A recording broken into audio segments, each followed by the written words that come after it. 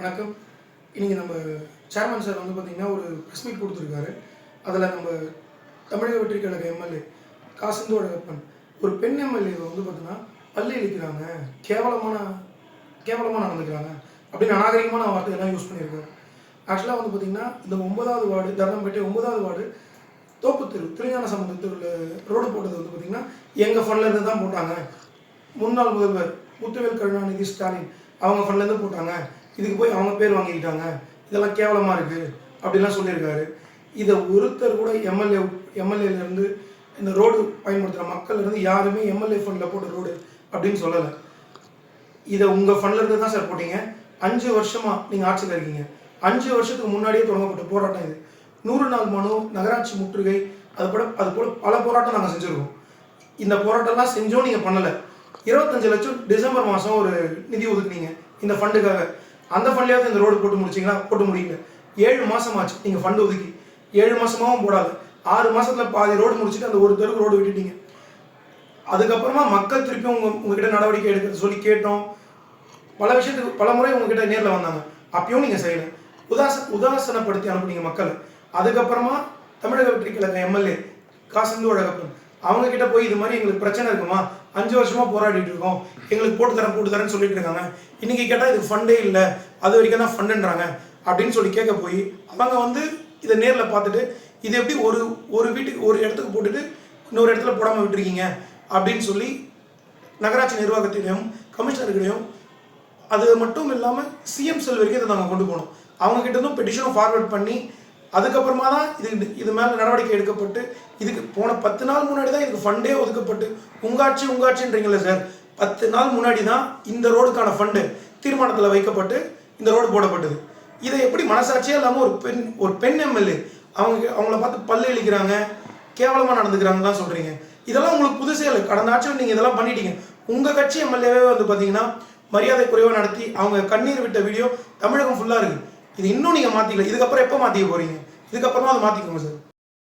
Sir அது மட்டும் இல்லாமல் நீங்கள் வார்த்தை இது வந்து திராவிட மாடல் ஆட்சி, திரு முத்துவேல் கருணாநிதி ஸ்டாலின் அவரோட ஃபண்ட்லேருந்து போடப்பட்ட ரோடு, அவரோட ஃபண்ட்லேருந்து போடப்பட்ட ரோடு, எம்எல்ஏ ஃபண்ட்லேருந்து போடப்பட்ட ரோடு இல்லை அப்படின்லாம் சொல்கிறீங்களே. இது இப்போ இருக்க எம்எல்ஏ ஃபண்ட்லேயும் போடல, உங்கள் முத்துவேல் கருணாநிதி ஸ்டாலின் அவங்களோட ஓன் ஃபண்ட்லேருந்தும் போடல, மக்களோட வரி பணத்துலேருந்து போடப்பட்ட ரோடு. அதை நல்லா ஞாபகம் வச்சுக்கோங்க சார். எங்களுக்கும் அந்த ஞாபகம் இருக்குது, அதை உங்களுக்கும் நினைவுபடுத்துகிறேன். அதோட இதுக்கு நாங்கள் என்னெல்லாம் போராட்டம் பண்ணோம், இதுக்கு நாங்கள் எவ்வளோ கஷ்டப்பட்டிருக்கோம் இந்த ரோடு வர வைக்கிறதுக்காக.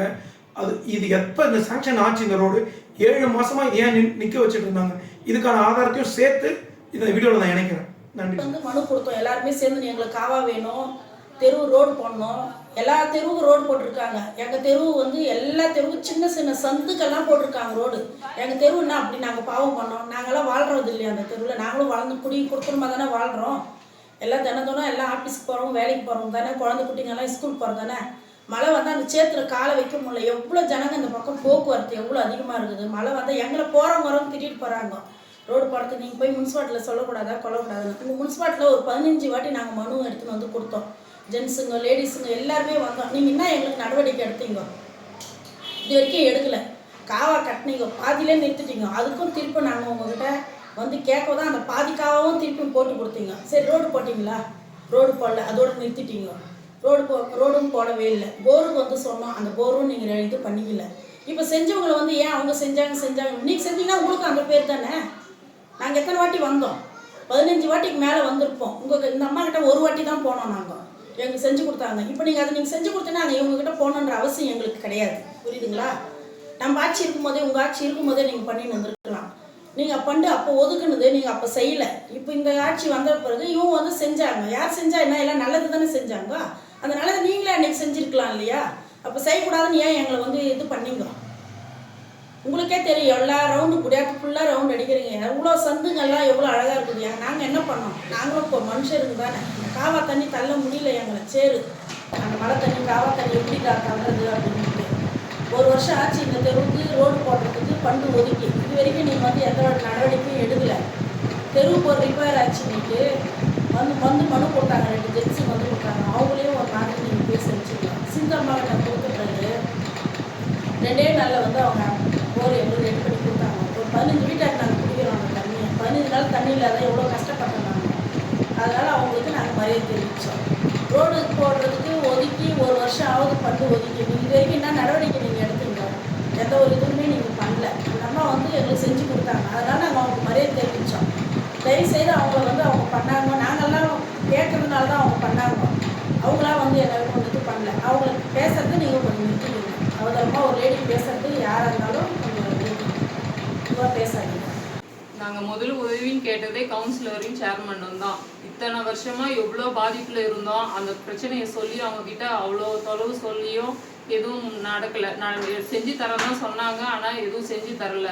அதுக்கப்புறமா தான் நாங்கள் இவங்கக்கிட்ட போய் சொன்னோம். அதனால் நாங்கள் எவ்வளோ பாதிக்கப்பட்டோம்.